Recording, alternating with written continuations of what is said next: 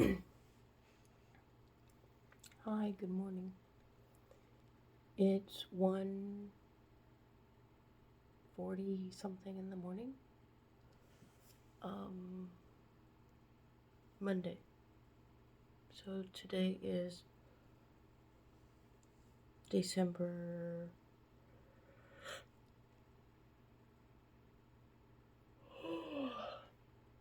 29th.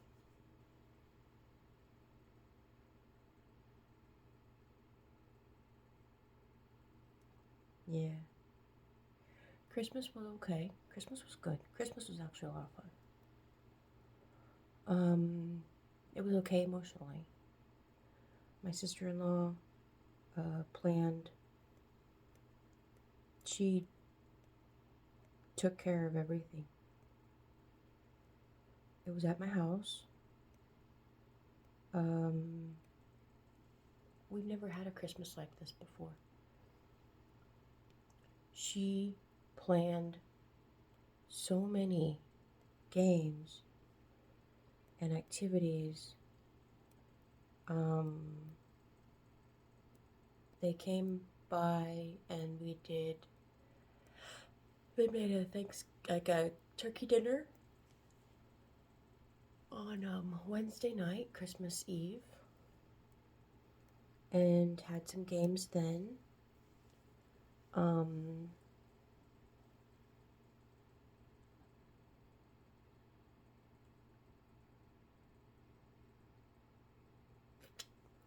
I made sure that my brother knew that I was doing breakfast Christmas morning, and which we ate at 11. And we then opened presents until probably closer to, I think we ended about 2 o'clock. And because we started at probably 12.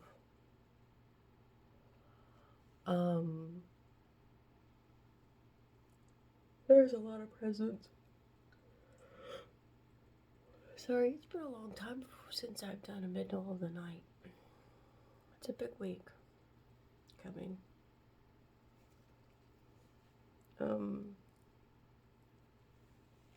I was just asleep thinking.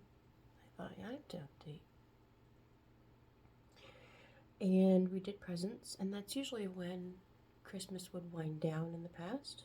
After that, everybody would kind of, we'd all settle down and go home. She had more games. All games for all day. I did breakfast, brunch, and she had a charcuterie board for the afternoon, and they did dinner. And people left they showed up at 10:30 in the morning, and they left at like 10 o'clock at night. And because the kids wanted to watch Stranger Things, that came out at 7. I think we started watching it about, my brother and his wife and their kids stuck for the first episode only. My dad, love him. He stuck around for the entire day and half of the first video. And my parents don't do that, and my sister-in-law, that she also doesn't come from a culture that does a lot of long parties. Traditionally, like on a regular basis. Like, if you go to a barbecue, you're gonna be there for like 8 hours. You know what I mean? Like Hispanics, we don't do that. And so my mom and dad, if my mom was here,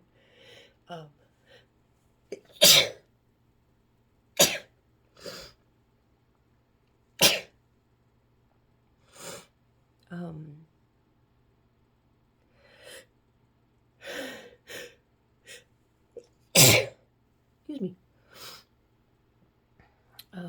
I know that inside, my dad was probably thinking, good Lord, my nose.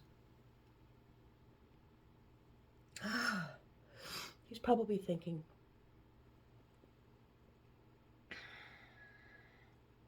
when we hit the lull of like the afternoon before dinner, of like just going home, but he stuck it out.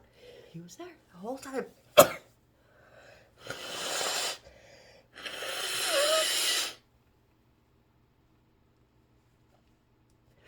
Sorry, got something in my nose.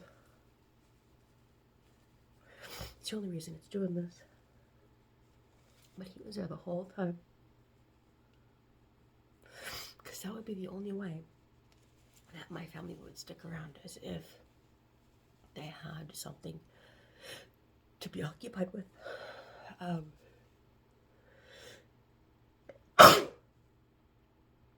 Games, prizes, and all the stuff. So she did a wonderful job of taking care of the family. On a funny note, my oldest son, this Christmas is the first Christmas without my mom. And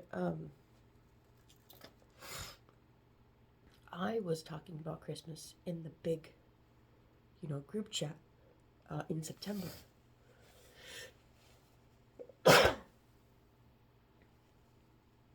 I brought it up in September. I wanted to know what everybody was going to do, because this is the first year without my mom, and my nose is not stopping.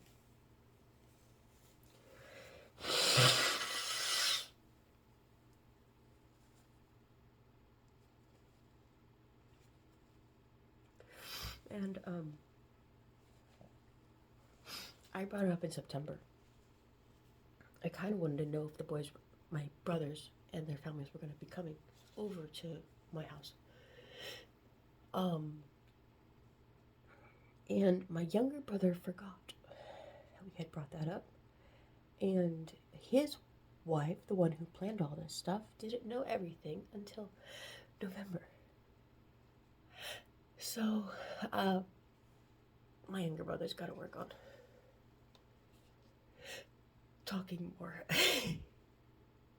My nose, oh my goodness.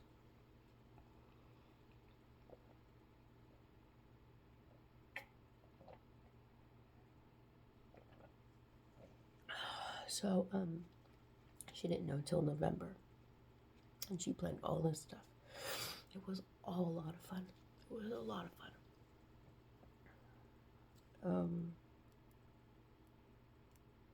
We've never had a Christmas that went so long before in my entire life. Ever. Even if we just have like a regular get-together, it's probably 3 hours max. Maybe 4. And then, my parents kind of scoot on home and go home. They're like, oh, okay, this is fun, let's go home.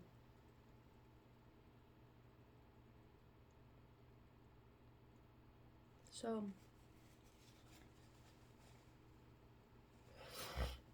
this week is New Year's Day week.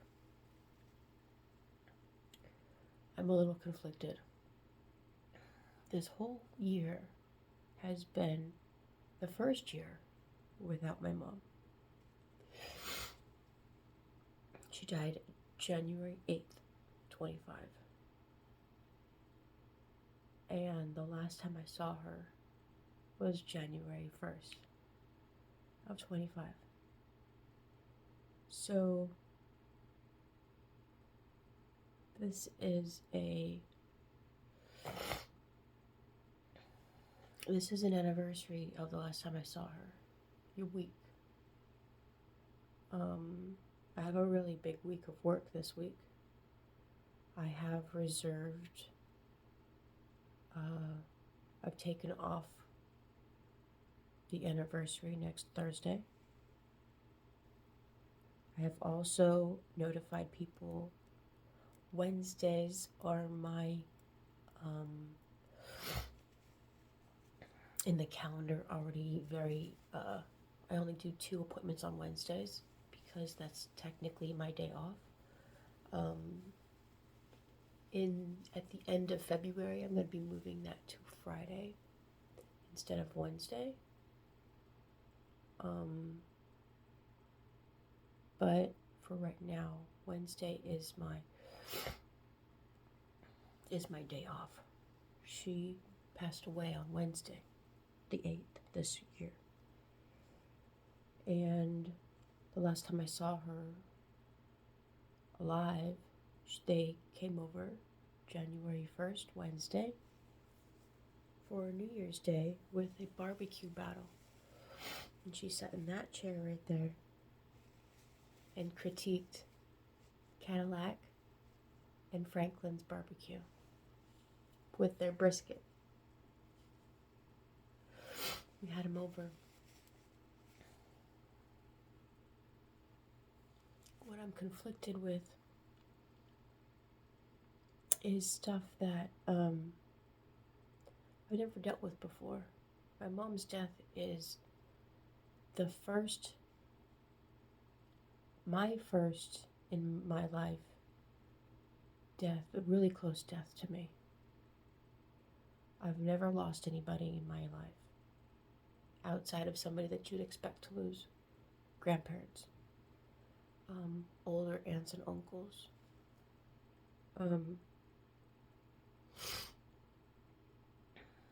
We all have those fears of a bad phone call. The God forbids that should happen situation. The ones that we're scared of even thinking about because we might make it happen. Fear. And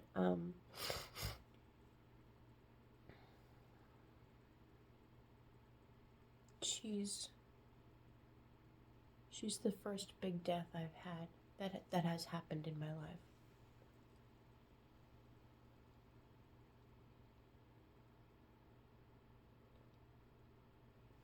First close death.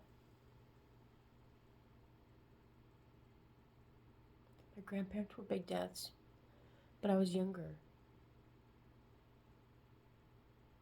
I didn't understand it very much. My granny died when I was 18, and my grandpa died when I was 23.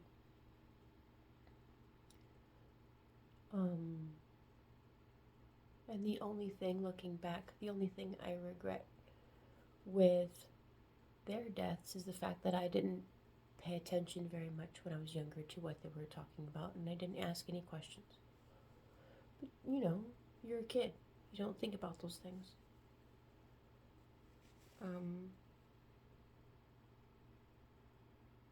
My brothers are still around. They're still alive. Their wives, all the children. And so this one's different. This is a close one. But where I feel a new understanding of emotion is because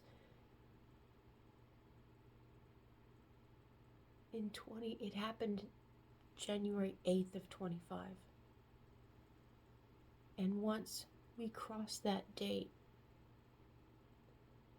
we're getting further from the last time I saw her.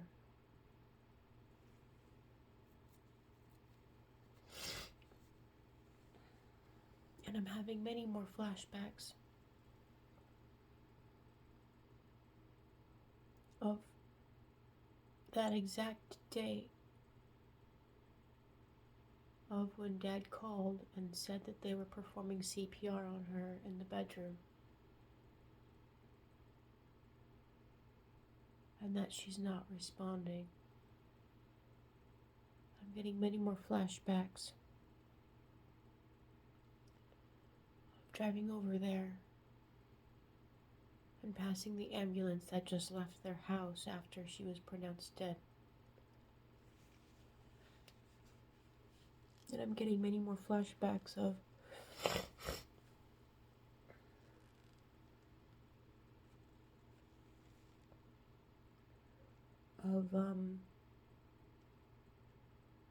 me kneeling on the floor over there, begging God to save her. And I got the answer no from him in my heart.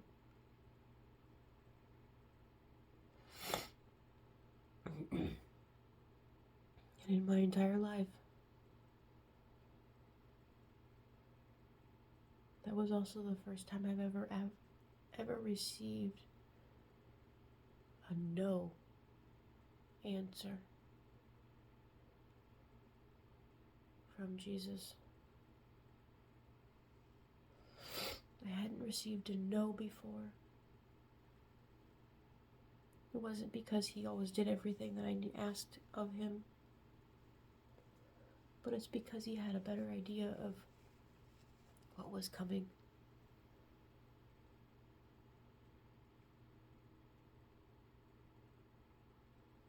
And what I thought I wanted wasn't gonna happen. And he had a different idea for me, which was better. So to me, that wasn't a no, it was a not yet. This was a no.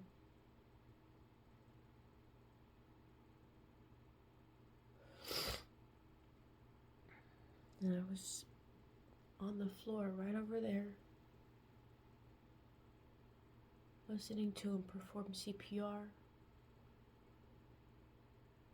And my office was right over there. And Elijah came in and put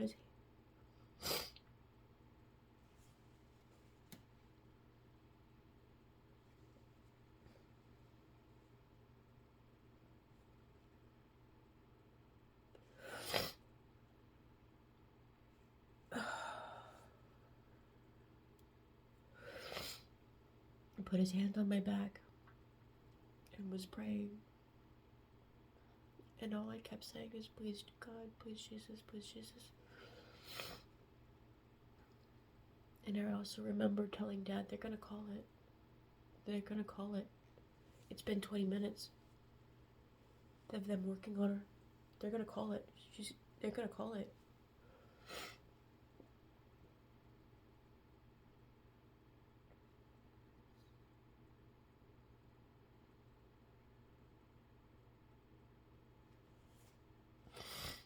So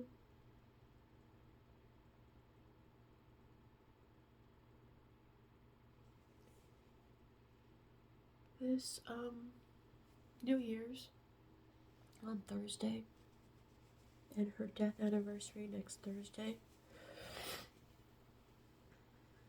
it's a mixed bag for me because on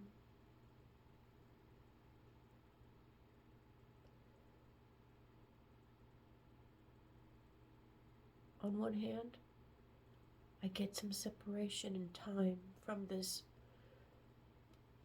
traumatic experience of her death. And on the other hand,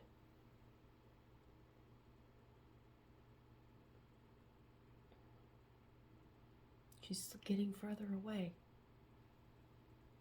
And that's really sad to me. Something about having it happen in the year, and now it's just become a date on a calendar.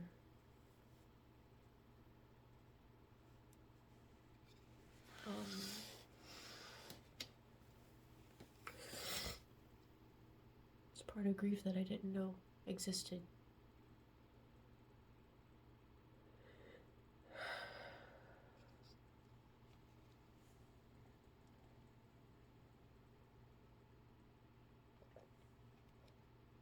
I didn't know about this part.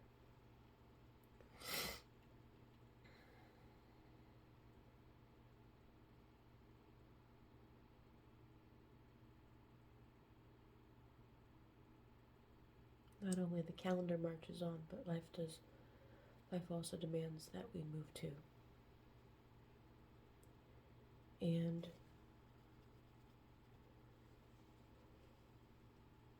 with 2025 being over in 3 days,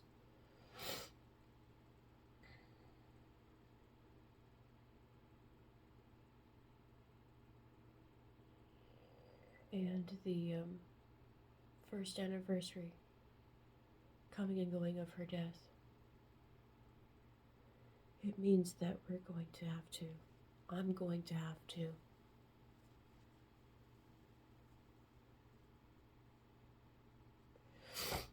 continue to work on assimilating my life without her in it.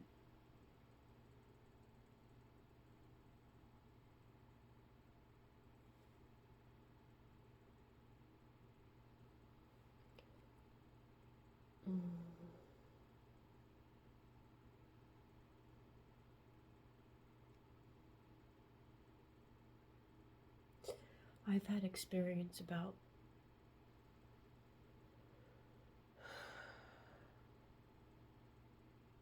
her death was dramatic.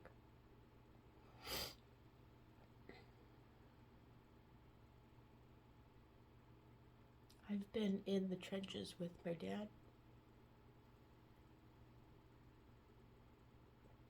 from the beginning. This whole year.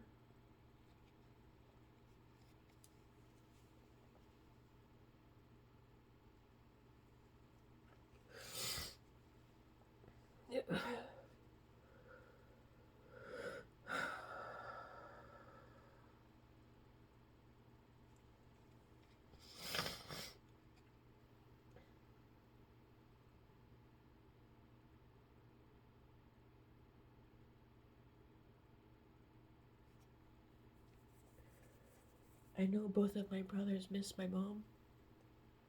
They've both worked through their grief and are still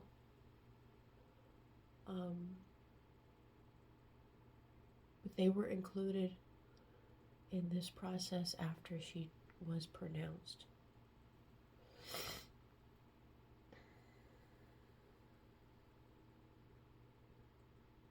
My dad included me as boots on the ground.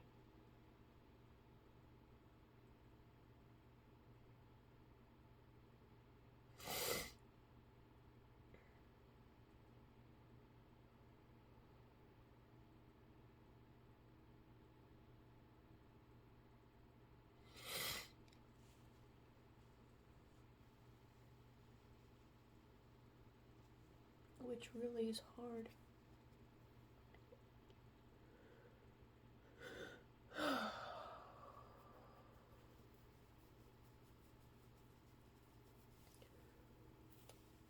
Because I have sights and sounds of this experience they don't have.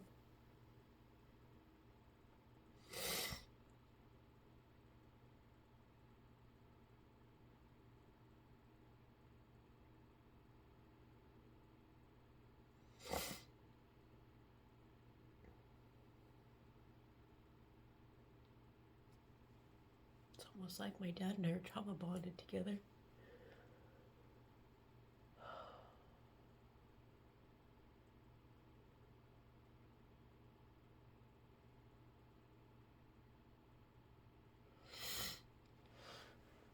Oh, so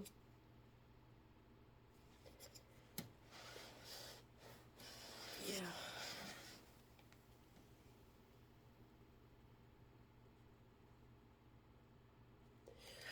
I wasn't looking forward to this week coming up.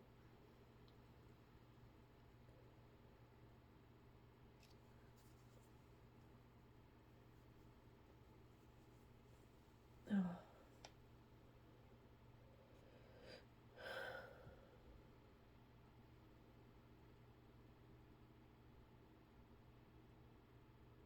So I was asleep and I thought, well, I want to say all this stuff, but I'll remember later.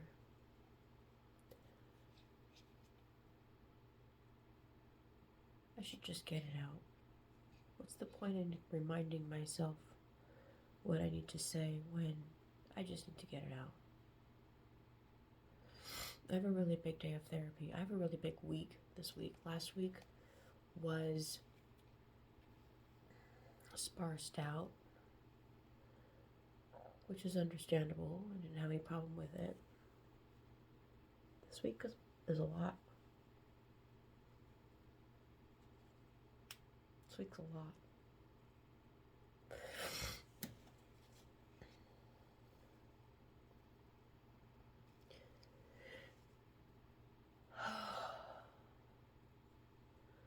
So, it's gonna be a lot until next Thursday.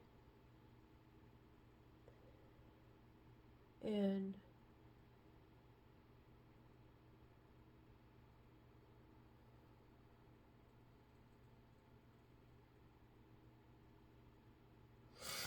I know things will be okay. I just keep telling myself, like I tell you, it'll be alright. It'll be alright. I do just remind myself that it will be okay. It's just a date. And that's true.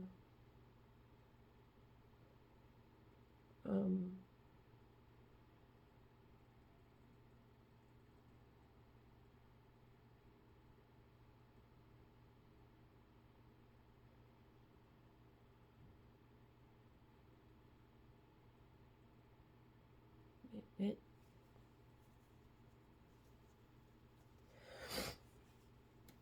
just means that we're getting further from her.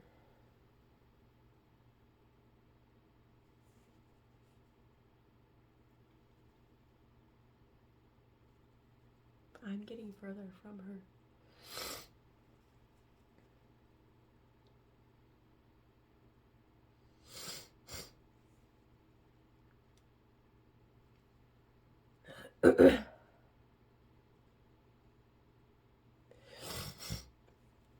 This Christmas,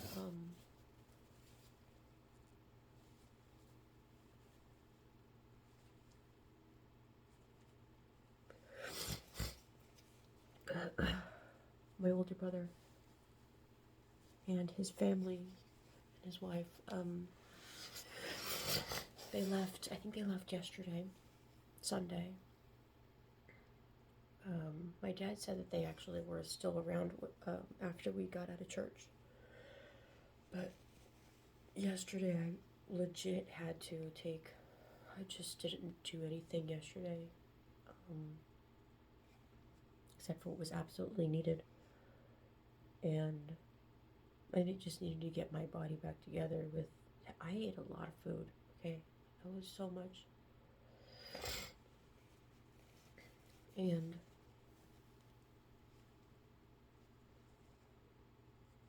anyway, my dad got his affairs in order already, which is good, because they didn't have anything down. They had nothing written down. The default was always my mom. And my sister-in-law and my nieces and nephews were in the car with me with my youngest daughter. I had a couple kids in the car, my couple of my kids in the car, and my sister-in-law. And last week, I was driving around and in October this year, September, I was really asking my dad to get something together for a trust or a will or something. Just get anything together, please. And for the assets, for what happens. And my sister-in-law was in the car, and I told her that, well, after he had created, started to get the process going with a lawyer, and he had to, wait for the appointments and things, I had a dream that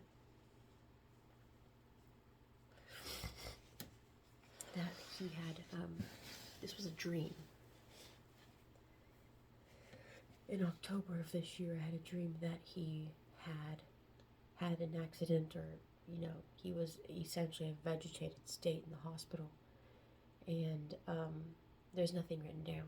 Nobody had any advance directives. Nobody had any access to his care. Nobody could make any medical decisions. Nobody knew where the money was. And the people in the hospital were looking at me like, what do you do? What do you want to do?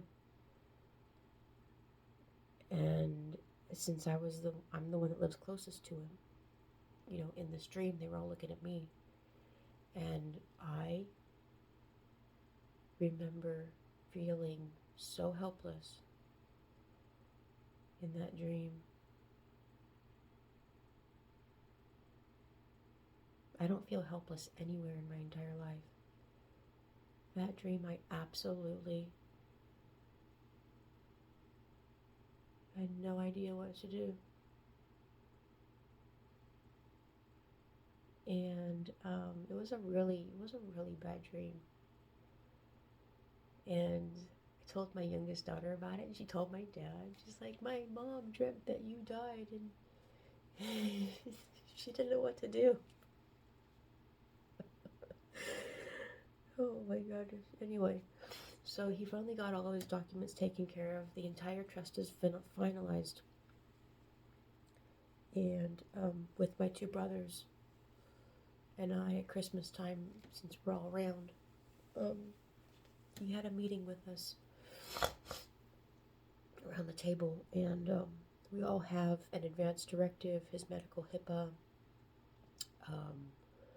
contact information for the lawyer, and yeah, those are the documents that I have. Is the well, I didn't get the like a short little write up. There was only 2 copies, and so I gave him to my brothers for that. But they all know we all have different roles, and mine's medical.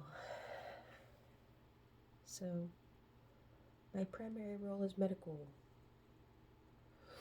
I am third in line for executor and also financial.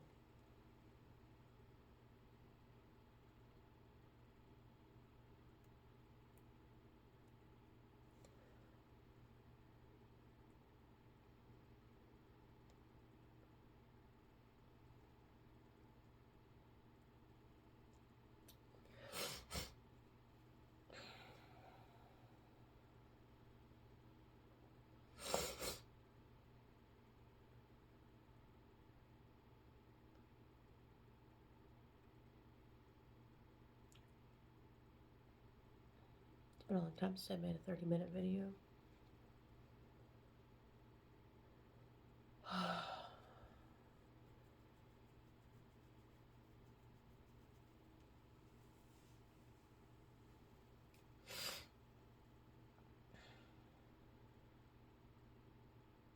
One of the things that if you are going through it and you had recently just experienced a loss, along with me,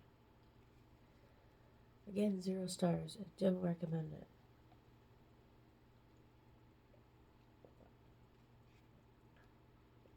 But if you have recently experienced a loss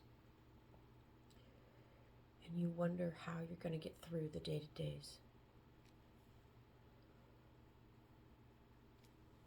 if you have a difficult day, use mindfulness. Refocus on something that you can focus on, even if it's just for a second.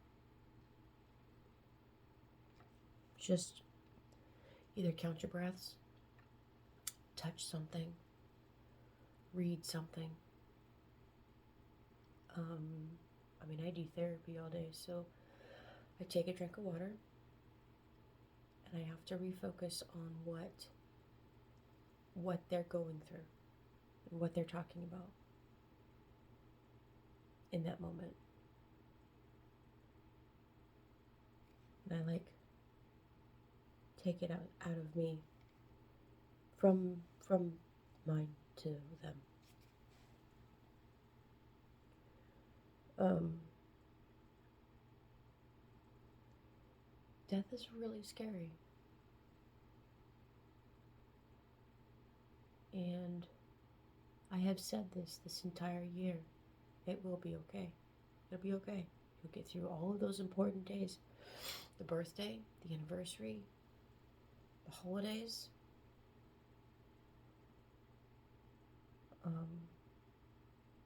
All of those days that we're not sure how to go through without this person. We will have to go through it without this person. So we don't get a choice in that. But it will still be okay.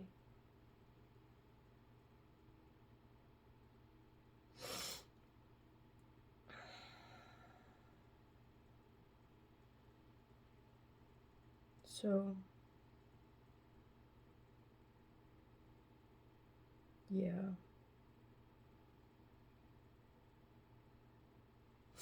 This week's a lot of flashbacks. Next week's gonna be a lot of flashbacks.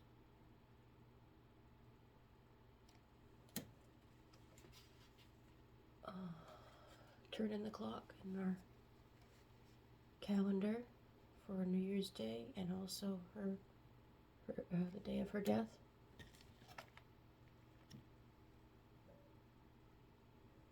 Spending time with my dad, boots on the ground, January 8th.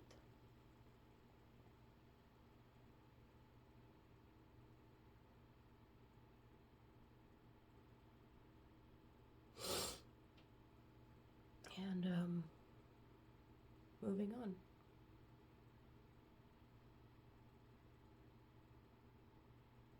Can I guarantee I'll never talk about it again? No, I can't.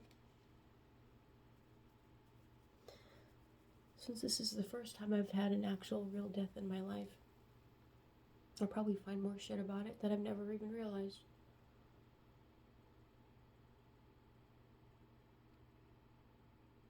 You can learn about death in education and a book, but once you go through it,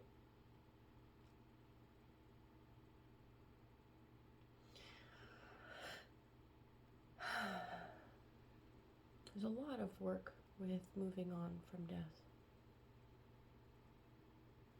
And it's even harder if you want to do it effectively.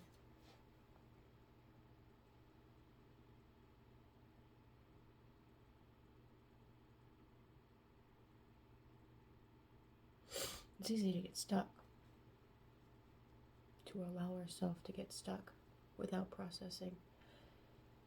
All I've done this fucking year is process.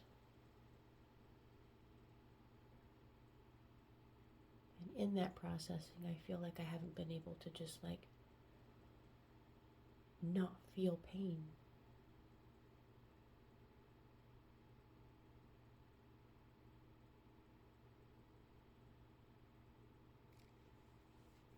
It's been a painful year.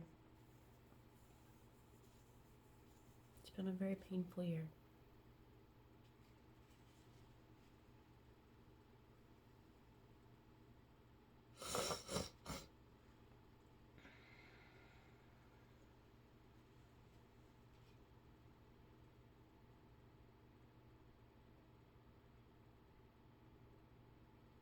So, I'm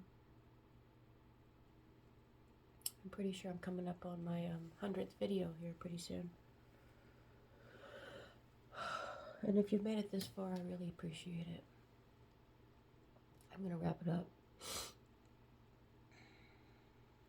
I don't know why I had a sneezing fit. I have bugs in here. The bad kind and the good kind. So I have more bugs coming. They're going to get shipped today. In here I have thrips. So a week ago I had received 7 to 10 days ago I had received my good bug shipment. that I had purchased, and Christmas Day I had purchased more good bugs. These are pirate bugs, minute bugs. And I think they fly, but they literally eat. The other ones attack them too, but they're smaller, but these are the ones that fly and they eat thrips. So I'm kind of excited to have them around. My plants are doing better, but I wonder if I got something in my nose earlier with bugs. But thrips are horrible to get rid of, and so I don't want to fuck around with these things. And I don't fight bugs with spray. I take the leaf off. Sometimes I top it, like this one with the bugs recently. I've topped it. I took all the leaves off. I had 3 leaves here. I took them off.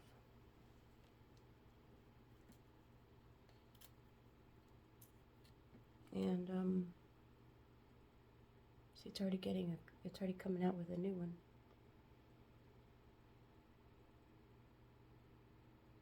But sometimes I top them, and then they regrow.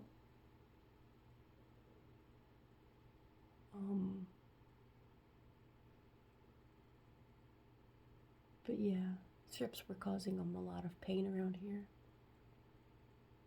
And they're getting better. They're feeling better. They're at least able to put out a new leaf that they've been working on for a while. I can see the differences.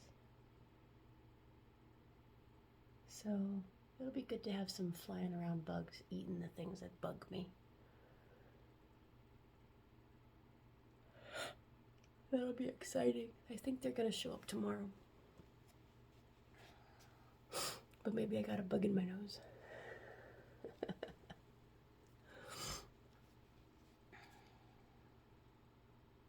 Am I frightened? Yes.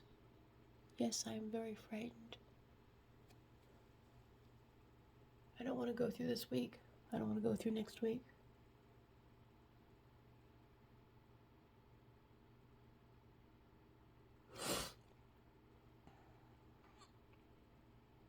But nowhere does it say that having courage means that you can't be scared.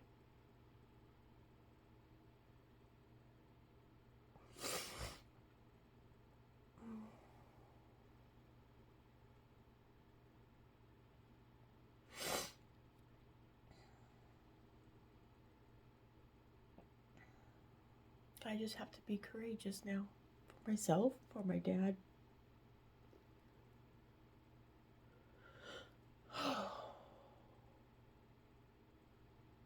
Because mentally, once we hit past the 8th, and that date rolls past, and the 2025 is behind us,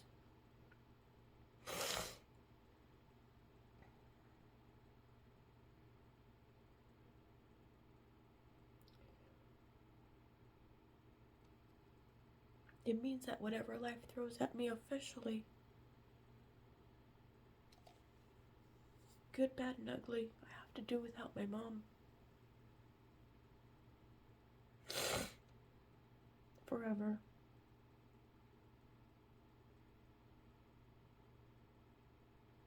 This year was about shock and processing, and the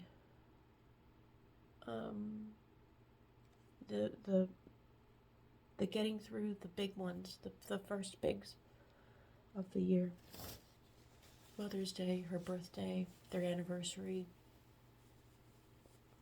Thanksgiving, Christmas, my son's graduation from high school, my youngest daughter's choir performances, all the stuff that she should be around for that she's not here.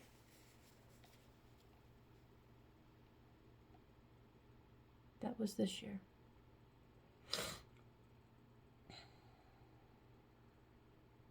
Courage means that whatever we face now, whatever I face now, for the rest of my life.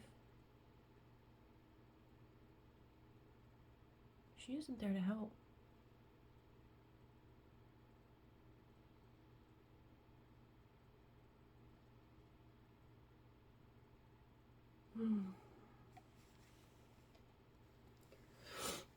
That's so sad for me. Now I feel sad for me.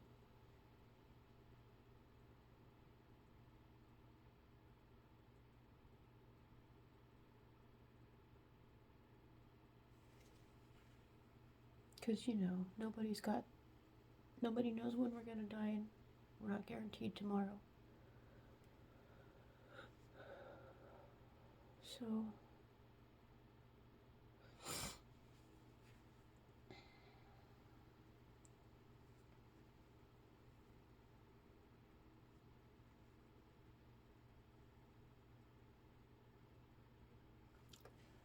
love your people. Love them. Let them know. Today. If there's somebody that you need to call, that you haven't talked to in a while, or they're getting older, and they're important to you, let them know.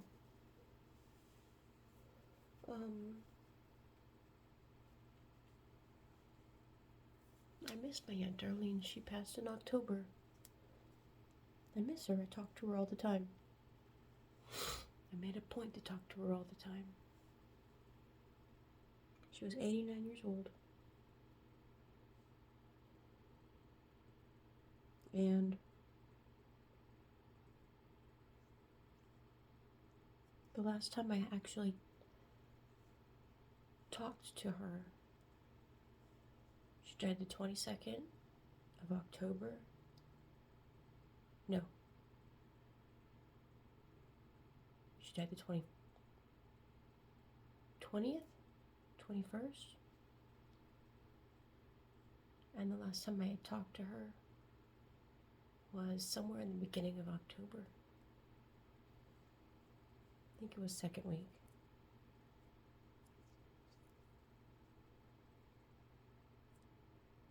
And then they had an infection. She went back into the hospital. She wasn't talking to anybody. And then she just passed away. So anybody who's important to you, don't write it down. Don't write it in a fucking book, okay? Nobody wants to read how important they are after you're dead, or what you mean to them, or the great times that you remember of these. Tell them when they're alive. Tell them when you're alive. Because I have to read that shit, but in the moment of whatever memory that you're, this person's writing down that they're reminiscing on and was a great time in their head, wasn't a great time for me with my side of it, because they could have been a complete and total asshole in that moment.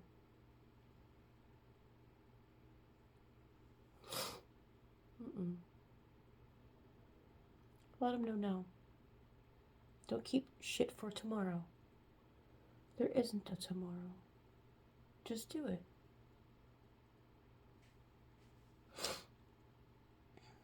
So,